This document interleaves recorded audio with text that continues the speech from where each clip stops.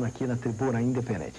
Reinaldo, gostaria de ouvir a sua participação. Muito obrigado, Marco. Professor, eu pergunto ao senhor, em que medida os educadores, uma vez que o nosso tema é educação e cultura, em que medida os educadores das escolas de ensino fundamental, médio e mesmo nas universidades sonegam conhecimento de qualidade para os alunos?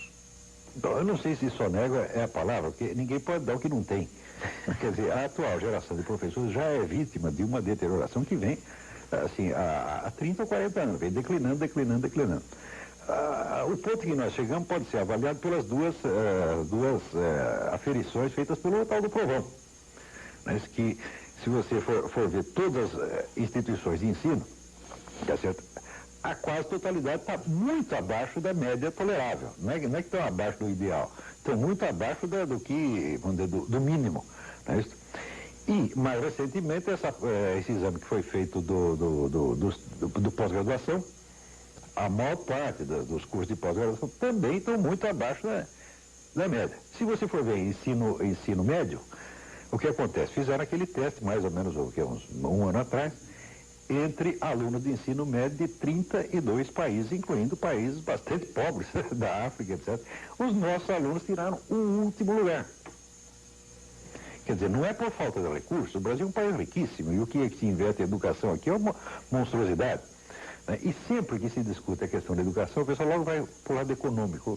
Quer dizer, é uma sede de verbas e há uma crença no poder mágico do dinheiro, né? Como se o dinheiro fizesse produzir escultura, né? Então, olha, se dinheiro produzisse cultura, minha gente, não teria havido nenhuma cultura, digamos, na Inglaterra do século X. Quer dizer, quando eram países paupérrimos na Europa, já tinham cultura elevadíssima. Isso é uma constante da história humana. Vamos dizer que os períodos de grande criatividade cultural raramente coincidem com períodos de grande progresso econômico. A gente hoje pode ficar maravilhado com Platão, Aristóteles, essa coisa. Quando houve essa geração de Sócrates, Platão e Aristóteles, Atenas já não era mais aquela de Péricles, que mandava em tudo. Não, ao contrário, era totalmente decadente, com inflação, miséria, depois invadida, né? Invadido por Esparta, depois invadido pelos macedônios. Ou seja, o país estava numa situação aflitiva e, não obstante, criou, vamos dizer, esta cultura majestosa. Agora, aqui no Brasil, o brasileiro talvez seja o povo mais dinheirista do mundo. O brasileiro tem vamos dizer, uma crença no poder do dinheiro. Né? Não acredita em Deus, não acredita em dinheiro. Ele acredita que se der dinheiro para ele, né, o resto ele fará tudo por mágica. Então ele acredita que primeiro ele tem que ganhar um dinheirão e depois ele vai estudar, vai se tornar um camarada inteligente. Ou seja, inverte a coisa. Né? Os outros povos sempre procuram ficar inteligente primeiro para resolver os problemas. Aqui não, quer resolver o problema primeiro e ficar inteligente depois. Então, quer dizer que toda a ideia que se tem sobre a educação aqui é uma ideia absolutamente falsa. A educação está muito vinculada a duas coisas.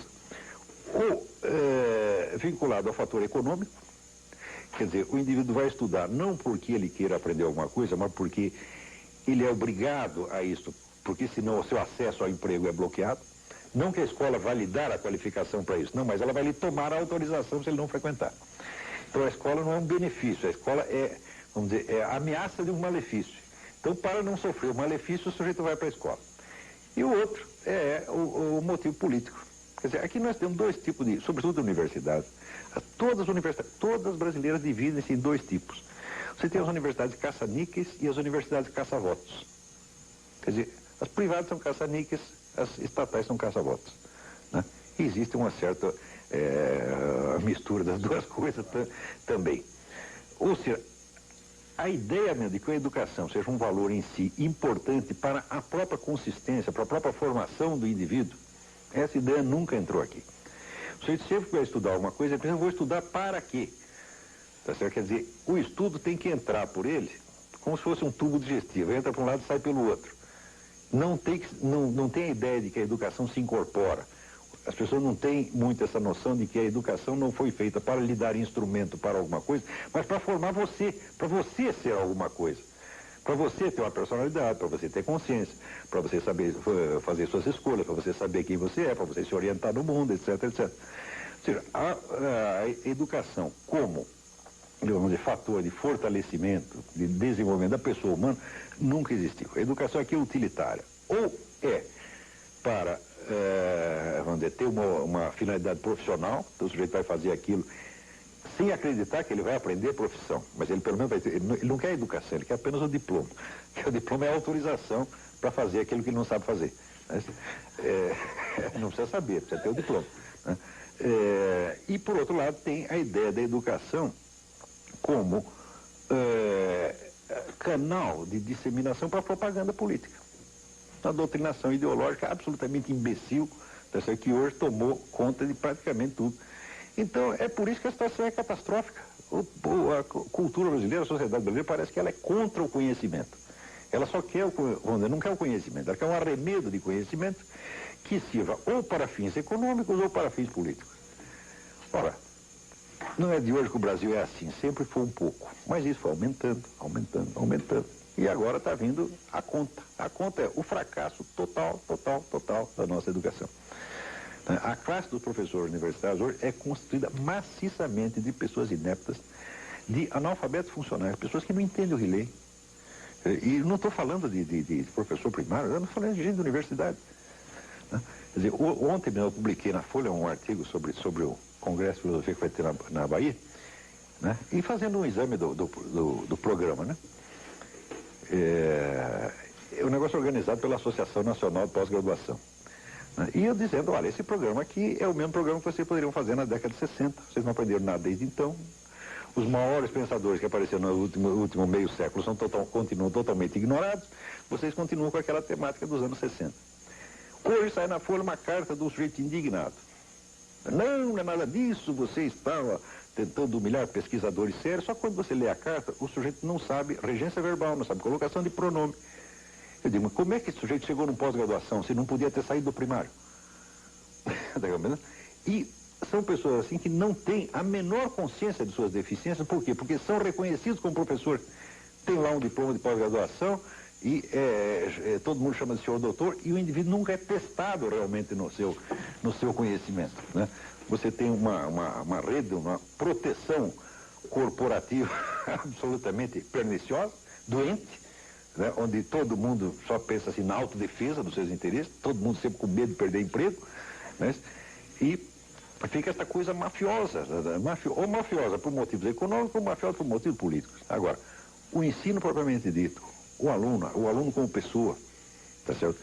Pessoa, eu vou dizer, que tem as suas dúvidas, tem as suas dificuldades, porque a consciência humana ela não cresce assim que nem banana, tá entendendo? Ela precisa ser fomentada, precisa ser ajudada. Todo ser humano precisa desse socorro no começo da sua vida. Estas necessidades do aluno são absolutamente desprezadas. Só se quer saber o seguinte, quanto a faculdade vai ganhar com o aluno por mês, ou em quem que ele vai votar depois que ele sair daqui. E, naturalmente, tem que votar nos partidos mais poderosos. Então, toda a classe estudantil brasileira está sendo vilmente usada para sustentar picaretas. Nós estamos na Tribuna Independente, hoje com a presença do filósofo, escritor e jornalista Olavo de Carvalho. Doutor Olavo, o senhor me permite, mas como mudar essa situação que o senhor coloca como dramática? Se eu soubesse. Porque o senhor, na verdade, faz até uma denúncia muito forte aqui. É terrível a situação. Mas como mudá-la? Eu não sei como mudar, porque é uma coisa tão complicada, levou tanto tempo para a gente chegar nisso, que, olha, é tão grande o problema, eu acho que transcende muito a minha capacidade. Agora, a primeira coisa que a gente tem que fazer para ter uma esperança de poder resolver o problema é ter uma noção do tamanho dele. Aqui no Brasil, todo mundo é educador, técnico de futebol, médico e economista, não é isso? Bom, pelo menos dentro de casa, né? Eu posso ser um educador, mas eu sou educador dos meus alunos. Eu não sou educador do Brasil. Eu não poderia ser ministro da Educação. Eu digo para você, eu não tenho competência para ser ministro da Educação. O problema da educação brasileira é tão grande que é preciso pessoas que tenham consagrado a sua vida a aquele assunto. Tá certo? Quer dizer, não é com 3 meses de lendo meia dúzia de publicações que você vai saber o que se passa, como é que as coisas estão. Então aqui todo mundo oferece soluções para as coisas, mas vamos dizer, um dever óbvio de modéstia intelectual é você reconhecer quando um problema é maior do que você. Gostaria, doutor Samuel Isaac. Professor, com o costumeiro brilhantismo, o senhor diagnosticou a posição do ensino no Brasil. Eu indago do senhor.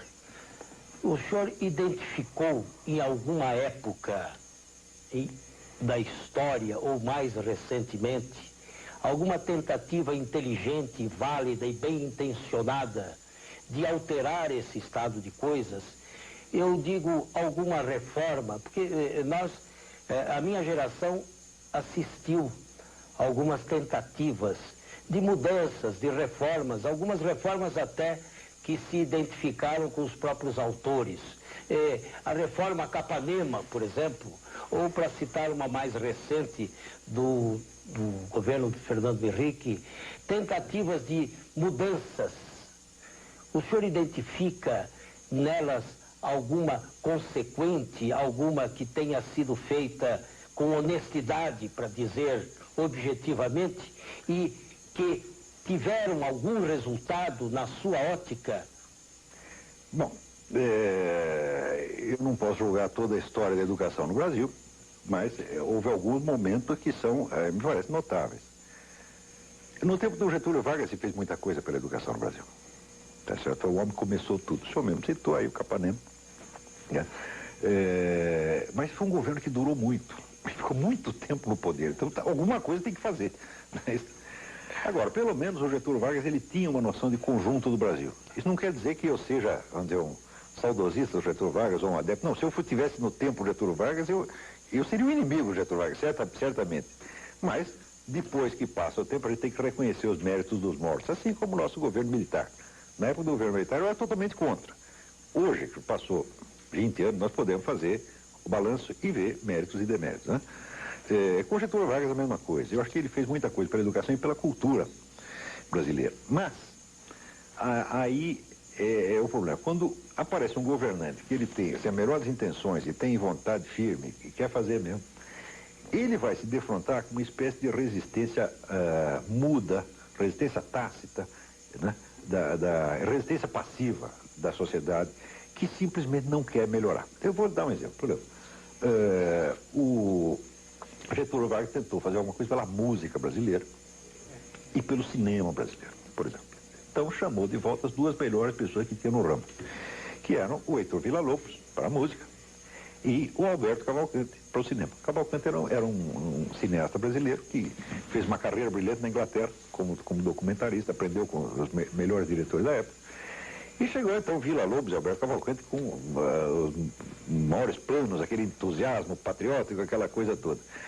2 anos depois já tinha ido embora. Quer dizer, não aguenta a resistência do meio, a mesquinharia, a fofocagem, gente puxando o tapete. Quer dizer, se para um camarada que quer construir, tem 900 puxando o tapete. Isso é uma coisa constante na nossa cultura. Quer dizer, a cultura é do seguinte: onde eu não dei certo, o outro também não pode dar. Se eu fracassei, você tem que fracassar também. Então é a cultura do caranguejo no balde, tá entendendo? Tem um monte de caranguejo no balde, um caranguejo quer sair, mas o outro pendura na perna dele e vai tudo para baixo. Tá certo? Isso é uma coisa muito profunda no Brasil. Este culto do fracasso, tá certo? E o culto de tudo que vai para baixo. Tá certo? E, evidentemente, isso tem reflexos terríveis no conhecimento. Não querem obras de alto nível, não querem não, isso ofende. O sujeito que faz, por exemplo, a obra de Villa-Lobos é uma ofensa. Aliás, o Tom Jobim que diz isso, no Brasil o sucesso é insulto pessoal. Digo, olha, o sucesso é insulto pessoal e o conhecimento é um insulto maior ainda. Porque as pessoas acreditam que todo mundo que estuda para humilhá-las. E confunde conhecimento com pedantismo, conhecimento com busca de poder. Porque, na prática, muita gente só estuda um pouquinho para esse fim mesmo, mas nem todo mundo faz isso. Tem gente que é muito sincera. Né?